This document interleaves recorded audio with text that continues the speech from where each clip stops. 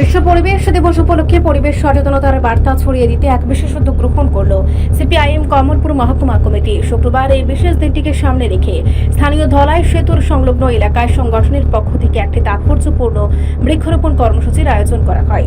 জলবায়ু পরিবর্তনের হাত থেকে প্রকৃতিকে রক্ষা করতে এবং সবুজায়নের পরিধি আরও বিস্তৃত করার লক্ষ্যে এই চারাগাছ রোপণ অভিযানের ডাক দেওয়া হয়, যা ঘিরে দলীয় কর্মী সমর্থকদের মধ্যে ব্যাপক উৎসাহ দেখা গেছে। মহকুমা কমিটির উদ্যোগে আয়োজিত এই পরিবেশ বান্ধব কর্মসূচিতে উপস্থিত ছিলেন ত্রিপুরা রাজ্য বামফ্রন্টের বিশিষ্ট নেতৃত্ব অসীম পাল ও সাধন দাস।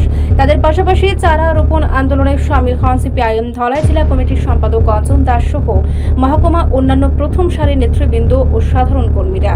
অনুষ্ঠান চলাকালীন বর্তমান সময়ে পরিবেশ রক্ষা ও বৃক্ষরোপণের প্রয়োজনীয়তা নিয়ে বিস্তারিত ও তথ্য সমৃদ্ধ বক্তব্য রাখেন ধলাই জেলা কমিটির সম্পাদক অঞ্জন দাস। তিনি তার বক্তব্যে নির্বিচারে গাছ কাটার বিরুদ্ধে উদ্বেগ প্রকাশ করে ভবিষ্যৎ প্রজন্মের জন্য পৃথিবীকে সুরক্ষিত রাখতে প্রতিটি নাগরিককে গাছ লাগানো এবং তা বাঁচিয়ে রাখার দায়িত্ব নেওয়ার আহ্বান জানান। সব মিলিয়ে কমলপুরের এই কর্মসূচিটি এলাকার সাধারণ মানুষের কাছে পরিবেশ সুরক্ষার এক ইতিবাচক বার্তা পৌঁছে দিয়েছে। 5ই জুন বিশ্ব পরিবেশ দিবস। এই গুরুত্বপূর্ণ দিবসে সিআই2 কমলপুর মহকুমা কমিটি কমলপুর শহরের নিকটবর্তী ধলাই ব্রিজের পাশে আজ বৃক্ষরোপণের কর্মসূচি সংগঠিত করা হয়েছে।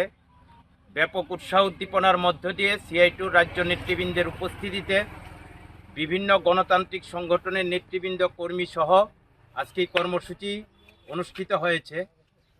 আজকে গোটা পৃথিবী একটা চ্যালেঞ্জের মুখে, বিশেষ করে গ্লোবাল ওয়ার্মিং এমন এক জায়গায় গেছে, বিশ্ব উষ্ণায়ন প্রাকৃতিক ভারসাম্যকে নষ্ট করে দিচ্ছে। তার জন্যে প্রকৃতিকে রক্ষা করবার জন্যে আজকে মানুষের সমাজবদ্ধ জীব হিসাবে বড় দায়িত্ব। এটা কারোর ব্যক্তিগত উদ্যোগ না। সরকার যেমন বলিষ্ঠ ভূমিকা নেবে, তেমনি সরকারের পাশে জনগণের ভূমিকা থাকবে।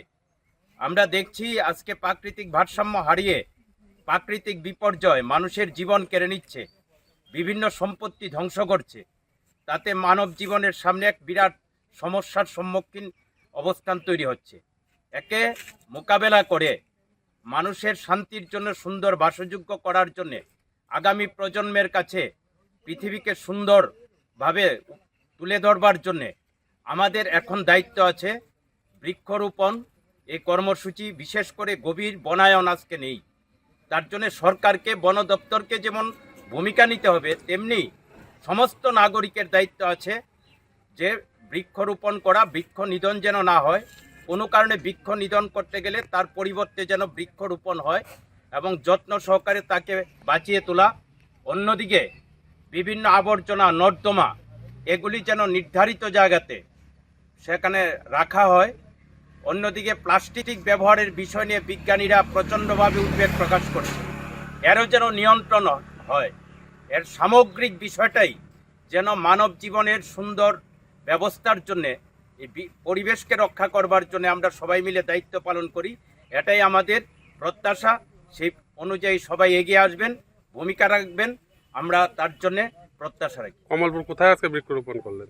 কমলপুরে বৃক্ষরোপণ কর্মসূচি কমলপুর শহরেরই নিকটবর্তী ধলাই নদীর উপর যে ব্রিজ, তার পাশেই মরাছড়া রাস্তা যাওয়ার পথে আমরা এখানে বৃক্ষরোপণ কর্মসূচি করছি। রিপোর্ট সংবাদ প্রতীক্ষা।